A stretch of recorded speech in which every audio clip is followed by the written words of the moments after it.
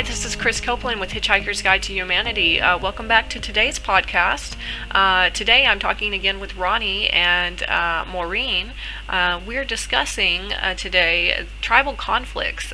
In particular, we're going to focus in on the Hutus and the Tutsis. This is probably the most well-known conflict of Western culture. Roni, will you give us a little bit of a background on the conflict between these two tribes over literally the millennia that they have been interacting with each other? Yeah, this is this is one of those conflicts that are really extremely heartbreaking.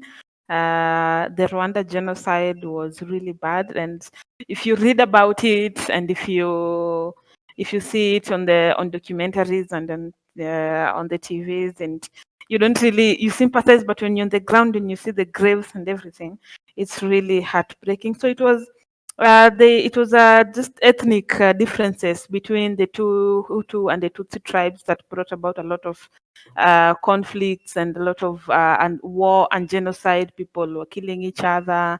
It was really bad. Yeah, that's some of the history that I've seen on it as well, and I'm not intimately familiar with all the details on it. So this is a really fascinating topic for me. The one thing that kind of instantly came to mind, and this is actually not that connected to it because it's a very like a personal family feud. But it reminds me of the Hatfields and the McCoys in American history. And for those of our listeners who are not familiar with that story, these are two infamous American families that feuded with each other for about 30-ish years or so.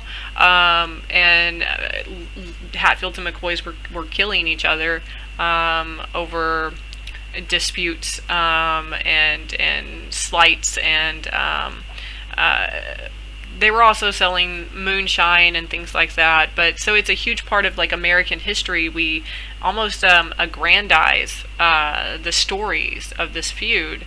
But I'm seeing that this is like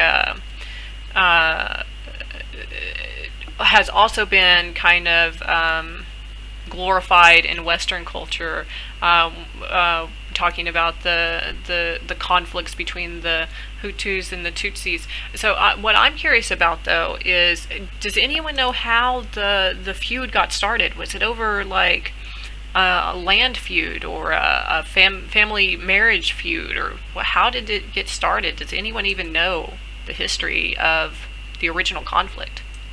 I think it was a political feud. I think the Hutus were the majority of the tribes in the country, and it was just fighting over leadership. What we had the other day, in the 2007-2008 elections in Kenya, the Luos and the Kikuyus and the Kalenjin fighting over power. I think that is what it was in Rwanda during the time. So for them, it got really bad that it was a full-blown war. That's in comparison to the Hatfields and McCoy story, their actual conflict started over the sale of a pig, and ended up in the murder of multiple family members, including a massacre on New Year's Day or New Year's night. And it's fascinating to me that we glorify this kind of violence in American history. How has this been perceived by other cultures outside of the Hutus and the Tutsis? Like, how does the Luo culture or the Kikuyu culture, how do they view these two tribes fighting so closely by them? It has always been a reference point. For instance, in Kenya, as I told you in one of the previous episodes, politics in Kenya is divided by the tribes. You support the political party, whose leadership is a person who belongs to your tribe. So when things are getting bad for Kenya or for any other countries out there, people always they refer to the Rwandan genocide because nobody wants their country to go down that path. So it's like a precautionary tale that countries are told, or that people in this ethnic groups look to. We don't want a repeat of that in any other African country. In I think it was in 2017 or in 2017 in 2018 I was in Rwanda, and I visited some of these memorial grounds, and we were being told the stories, the graves that these people were buried in, and you could see some of the children, their stories. How we were driven by this one taxi driver who was telling us he was a little child at the time, and he was telling us his story during that time. He was a Hutu, and their immediate neighbor, next door neighbor, was a Tutsi, and they were like, your neighbor, your kids, you play together all the time. Your parents are friends. You're not just neighbors but friends. So when this genocide started, uh, the father of this family, so it was like every tribe for themselves. It does not matter if you are you're friends with a particular group, because if you are found housing a Hutu and you're a Tutsi, you're killed only based on that. So he was telling us that the father of the Tutsi family, I think it was the Tutsi family that lived next door to them, came into their house and beheaded his parents in front of them. Some of them were telling us the way they hid in pit latrines for days without food, without anything, and they were rescued when things started coming down. So when you're on the ground and you hear all these stories, you do not want a repeat of the same for your country. When you see the way your country is heading, the way Kenya, come election time, Kenya is always heading towards that, because no tribe wants to be defeated. One tribe wants to take power from the other one. They don't believe that they've been defeated. The other tribe is always exploitant of all these other Kenyan tribes and the Kenyan people. So it's like a precautionary, just a precautionary tale. Our immediate neighbors now, my immediate neighbors, are Rwandese people, and when you hear the stories that they tell about what happened back in the day, it's extremely heartbreaking. That just, yeah, it sounds incredibly. I cannot even imagine, going through some of those kind of violent acts, or witnessing those violent acts, or a lot of these people were participating in these violent acts, and looking, with my knowledge of the history of the Hatfields and McCoys, who had similar, not as all-out war as the Hutus and the Tutsis, but still a huge conflict between this limited number of people. So a small-scale version. It didn't even end until the very early 1900s. And it is told as a precautionary. I remember getting told as a child about, try to get along with everybody you live around so you don't end up like the Hatfields and McCoys, fighting over a pig, and ending up losing several of their family members for a pig. And now, of course, since then, the Hatfields and the McCoys have actually made peace. They've even had family reunions together. They've done television shows together, and in fact, in 1979, they even did a family feud game show together, which kind of seems like a really good way to bury the hatchet, so to speak.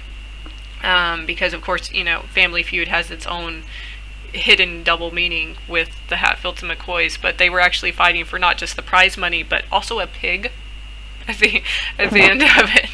So it's interesting to me that while they went through the full trials of all the murders that went on, and those trials didn't end until 1901, but in the 150-ish years since then, or 120-ish years since then, they have long since made peace. And in fact, benefit and profit now off of this history, because they have like um, uh, tours and things like that you can go on. There's statues put up in commemoration of the feud between them, and of course the ending of the feud being the most important thing about it.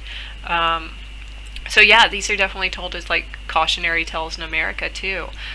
So then my curiosity is, how do you go from something that was so violent and so vehement towards each other, to now living in complete peace? Because there's been such a shift in that those relationships between between those tribes. How did that even come about? How did people go from beheading each other to befriending each other? What I can say is what I was we were told by these people who were telling us the stories when you're down there, and what some of them were saying is that you don't forget. Uh, when the Rwanda, it was called what, Rwanda Patriotic Front took over the country, finally, and at least they started having some peace. You only stop fighting your neighbors or getting involved with, because you don't want the same for your children, or you're tired of the killings. You imagine your entire family has been slaughtered. You're the only surviving person. Your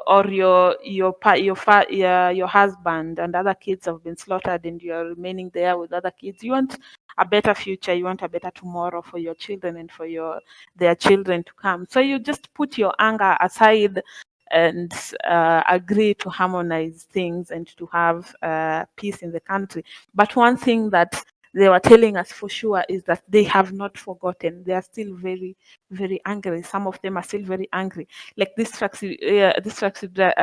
of the other taxi drivers. You know, when you're there, it's still a curious topic for most people who visit Rwanda for the first time. It's still a very curious topic. So you are like all asking and asking and asking people who are willing to talk about it. One of them had a very, very huge scar at the back of his head, and he was telling us that that is a constant reminder of everything. He was an old guy, and he was telling us that is he was very young when of all that happened, but that scar is still a reminder of everything that happened. All these statues and all the museums and mausoleums that they have are a reminder of everything that happened, so that they don't let their anger overtake them, and they find themselves in similar situations. Most of them have had to flee their countries. So just for you don't want to end up in a situation where you have to be refugees in other countries. You want a better future, so you just put your anger aside. But one thing for sure is that it is difficult to forget and to move on from such. Yeah, Yeah. yeah, I think that's absolutely the same thing that happened with the Hatfields and McCoys. It took several generations for them to get to the point where they could, um, you know, play Family Feud together. Um, and so that's just, I think that's also just going to continue taking another generation of peace, and then another generation of peace. And then once that history of peace has been established, then the children from those tribes will no longer have the full hatred that their parents and their grandparents did over it. They may be a little uneasy about it, but as time passes, healing happens. And while those people who were children and who are still scarred today from those experiences may not ever be able to fully forget, and nor should they, because you can always forgive someone, but you should never forget that history. You should never forget that past. Not necessarily to keep the argument going, but just to remember what you are fighting for by having peace, so that that no longer ever happens again. That it never goes to those extreme violent conditions again. Hopefully, as time passes, people will start remembering those scars as the reason to keep peace, instead of the reason to keep hatred or to keep anger over it. What are your thoughts about that? What is the future of the Hutus and the Tutsis going to look like 10 years from now, 20 years from now? I think that they are one of the people or few people in Africa who will always strive to have a better tomorrow, strive to make better choices, to make better decisions, because letting their anger overcome them and starting all that war and all those killings, really it really destroyed their country. And I think they will be better in the coming generations, because they will always remember what happened, and they will never want a repeat of what happened. So they will always make better decisions, which will not, as a country and as people themselves and as the two different tribes, to not ever take them back to where they are. Even if you're fighting for something, sometimes it is not worth all the killings, because I'm telling you, Chris, if you go down there and you see what happened, you see all those graves, and you just imagine living such a life, even just if it is just for a couple of months, you would never, ever, ever want such for your children to go through, or for you as a person, or for your country to undergo such ever again. So I think they are one of the countries who should, even if they don't, but should learn from what happened, and they should make better choices and make better decisions in future, so that they don't end up in such a situation ever again. Yeah, I think that's a very good point to make. That the reason they make peace is so that their children can have peace, and that peace will last for generations. Um, Hopefully, I think that we can look at the Hutus and the Tutsis as the example of how someone can have such a violent conflict and past with another culture. One culture can have this violent conflict and past with another culture and still continue to work towards peace. Because if the Hutus and the Tutsis can do it, what excuse does the rest of the world have for not doing it? So yeah, that's something that I'm going to look forward to following as that plays out into the future. And I really do hope that cultures all over the world that are in conflict use this as an example of how to overcome such division. It's definitely needed throughout the world to overcome the division that we have. So this was an amazing conversation about the Hutus and the Tutsis today. I would like to just kind of ask our audience that if you have any of your own opinions about how peace can be spread through the world, how someone can overcome such a tragic, violent historical past and move forward to unity. Because right now in my own country, this is what I'm seeing. We are such a divided nation in America. We could really start looking at the Hutus and the Tutsis as an example of how to change our society to promote peace instead of division. So thank you both for joining me today. And any final remarks, Roni and Maureen?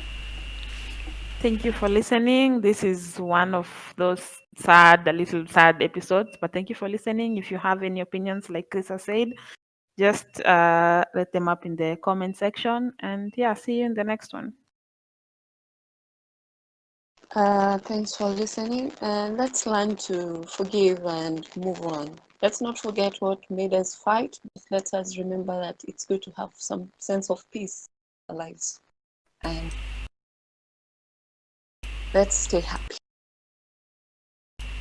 That's awesome. That's definitely a great sentiment to end on. So we will see you in our next podcast. In that podcast, we'll be talking about the Kalenjins of Kenya and the northern Kenya tribes. So please join us again tomorrow for that one, and we will see you then.